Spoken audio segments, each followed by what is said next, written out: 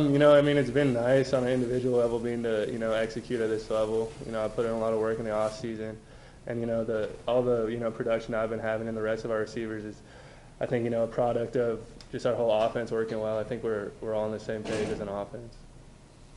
Does it feel weird knowing that you were leading the nation in touchdowns coming into this game? Yeah, someone had told me that. I guess it is kind of, weird, shocking to hear, but I don't really pay attention to it when I'm on the field. It was a little frustrating. You guys were sitting on 21 points. Yeah, that was just something we tried to get it going every series on the sideline, but their defense came out ready to play in the second half, and we just would either miss a throw, miss a block here and there. So we weren't able to put a complete game together, which is I think something we need to be able to do, if we want to have this sustained success. Is that the biggest frustration so far this season, is not having a complete game as far as here? Yeah, exactly. Something we talk about a lot. Either we've been struggling it from the start, which wasn't the case today. We got off to a good start, but we weren't able to carry it for all 4 quarters. So yeah, if we want to win some of these Pac-12 games, we're going to have to execute at a high level for all 4 quarters. Nelson Seppo says he doesn't always look for you first, but first or fourth, whenever he looks to you, you're usually open. How does that work out? How are you able to do that? Just run good routes. That's something, I pride myself on is, sharp routes, getting separation from the defensive back, and even if there is tight separation, I feel like confident I can make the tough catch. So I think, that's kind of an advantage I have. How are they playing mentally? Well, they had, number 1 was playing pretty physical, I think, at the line. He's more of a bigger guy that they tried to press at the line. And then 23 is more of a quick guy that he was off, kind of, floating around back there. They were good DBs. I think they probably were the best we faced all year. Fought. That, I was really pleased with every phase of our game. Offense got it going. Defense played well. And we did what we've been working on. And thank goodness it kind of came to fruition. We made them kick field goals. I think the turning point in the game is when they got the pick. We had a guy wide open, kind of got hit, and the ball fluttered. They got the pick. We ran him down, didn't lay around. We got up, tackled the guy, and we made him kick a field goal. To me, that was a huge play in the football game.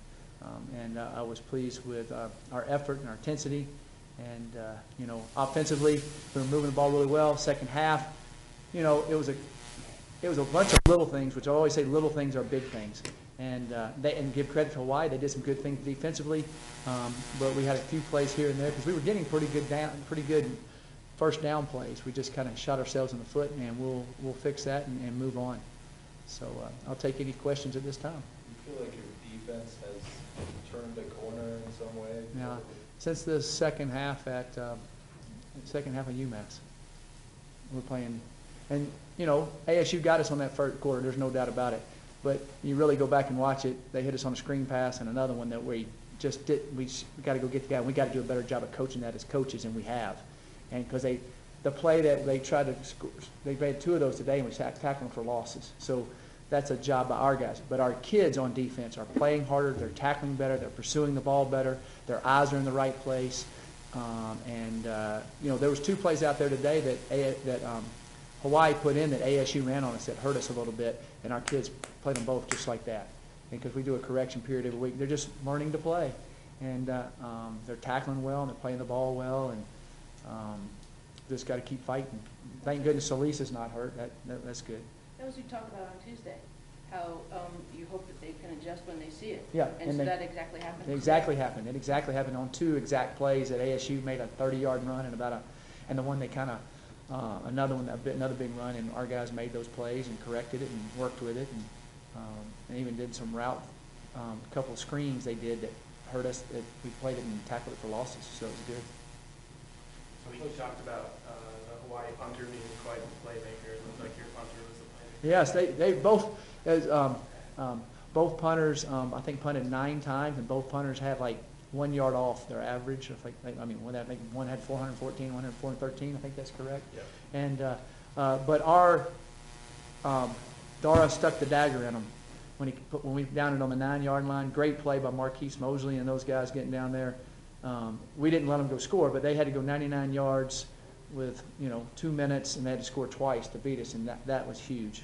It was a good job. Our team did a really good job protecting, and we had some good kickoff returns. We had some good coverage, and so I think we're getting better in those phases too. How did you feel Seppo played today? I thought Seppo made some good plays, and he missed a couple, just like I'm pretty sure he told you the same thing. And he just keeps battling. He just keeps battling, and we'll just have to keep working with it and keep improving. And in doubt, throw it to Spruce. How close do you guys put together 4 quarters for the offense and defense? I think we're real close. It's just the way football goes. You just got to find a way to win. We last week we had some opportunities to come back. This week we kept battling, got up. That was kind of more of a. It's kind of interesting to me. That's a little bit more of an exhausting win, if that makes sense, because you had them and it was kind of you're all thinking they're hanging around. Just one screw up and it could be right here on the boat. But our kids just kept battling and battling and battling and battling and didn't play like that at all, which I was great to see. Because I was wondering, are they going to? No, they just kept fighting. There's a couple, doggone it, we do the fake punt and we can't get in to score. That was a shame. I thought for sure we'd at least get a field goal there, but we didn't. Credit to them, they did a good job. Is it too much of a simplification to say that the game was pivoted on the fact that there are 4 times in the red zone, only was 4 field goals? Yeah, I think that's a big deal, and that's the way college football is to me. You have to make teams kick field goals in the red zone, and if we do that on defense, if we're making teams 50% scoring when they get inside the 20, and half of those are field goals, then we're going to be okay.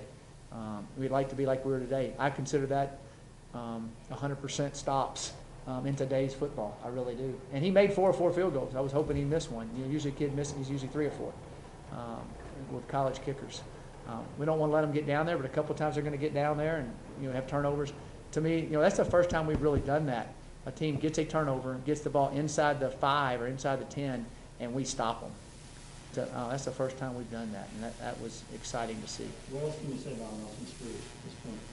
Nelson's a great competitor, does a phenomenal job, and he's a great leader, one of our team captains. And I look forward to watching him break every record there ever was at Colorado over the next 2 years.